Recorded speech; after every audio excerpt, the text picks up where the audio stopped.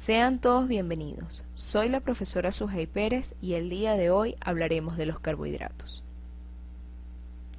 Los carbohidratos constituyen más del 90% de la materia seca de los vegetales. Son por tanto abundantes, de fácil disponibilidad y baratos.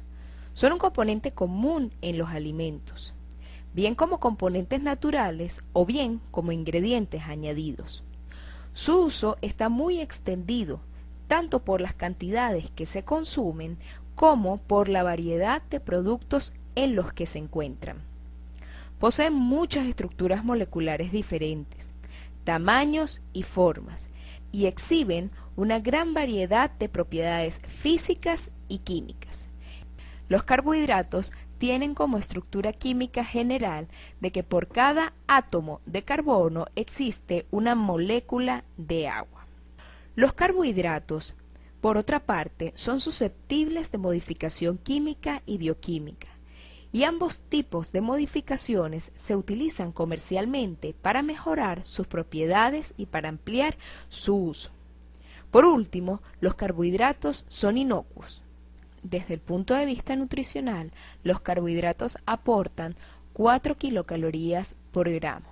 A nivel mundial, se estima que los carbohidratos aportan entre el 70 y el 80% de las calorías consumidas por los seres humanos. Los carbohidratos en su estructura química pudieran ser polihidroxialdehídos o polihidroxicetonas. De acuerdo al número de unidades de azúcares que los conforman, los carbohidratos podrían ser monosacáridos, que poseen una unidad de azúcar, oligosacáridos, que poseen entre 2 y 10 unidades de azúcar, y polisacáridos, 10 o más unidades de azúcares. Si se tiene una sola clase de monosacáridos, esos polisacáridos se llaman homopolisacáridos. Si poseen más de una clase de monosacáridos, se llaman heteropolisacáridos. Los monosacáridos son las moléculas de carbohidrato, bien sean polihidroxialdehídos o polihidroxicetonas, que no pueden ser hidrolizadas a un carbohidrato más sencillo. También se les conoce como azúcares simples. Los monosacáridos se combinan para producir todas las demás clases de carbohidratos. Son las unidades monoméricas de los carbohidratos. La glucosa es el primer monosacárido del que hablaremos. La glucosa es la forma de carbohidrato más importante en el metabolismo de las células, y su oxidación completa a CO2 y agua por medio de la glucólisis y el ciclo de Krebs genera ATP, base energética de los sistemas biológicos. La glucosa es el monosacárido más abundante. Se encuentra en diferentes frutas y hortalizas, como cebollas, manzanas, fresas, y su concentración depende básicamente del grado de madurez del producto. En las mieles se encuentra aproximadamente en un 40%. La glucosa comercialmente se emplea en la elaboración de un gran número de alimentos. Se obtiene por la hidrólisis controlada del almidón, pues la glucosa es el principal componente del almidón. Por otra parte, es importante que veamos claramente cómo cambia la composición de azúcares en frutas en la medida en que éstas maduran. En frutas climatéricas como el plátano, el etileno provoca la activación de diversas enzimas que catalizan la síntesis de fructosa, glucosa y sacarosa. En la figura se observa que el almidón da origen a la sacarosa, la que a su vez produce la mezcla de los respectivos monosacáridos que la constituyen. Esto explica el cambio de textura y de sabor del plátano en la medida en que madura. Ahora hablaremos de otro monosacárido de gran importancia en los alimentos, y ese monosacárido es la fructosa. La fructosa es la cetosa de mayor importancia en los alimentos. Constituye el 55% del jarabe de maíz, el 40% de la miel y junto con la glucosa forman a la sacarosa o azúcar común. Hasta ahora hemos definido a los carbohidratos y a los monosacáridos. Particularmente hemos hablado de la glucosa y de la fructosa. Ahora vamos a hablar de los oligosacáridos y los polisacáridos. Pero para poder hablar de estas moléculas es necesario que definamos al enlace glicosídico. El enlace glicosídico es un enlace covalente que se forma entre dos monosacáridos. Los átomos que intervienen de esos monosacáridos son el carbono anomérico de uno de los monosacáridos, es decir, el carbono que en la estructura lineal era el carbono carbonílico, y 1H del segundo monosacárido, para generar así un enlace tipo éter entre los dos monosacáridos. Ahora iniciemos hablando de los oligosacáridos.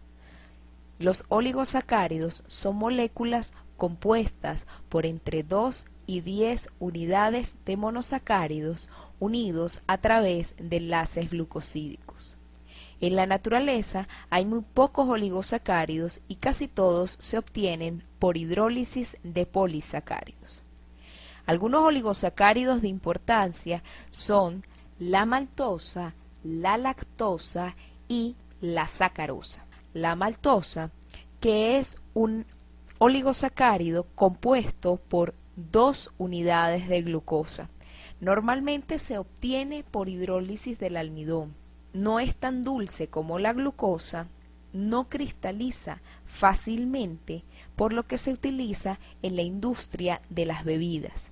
Adicionalmente, es un azúcar reductor, lo cual le va a permitir poder participar en reacciones de oscurecimiento no enzimático. La lactosa es otro oligosacárido de importancia.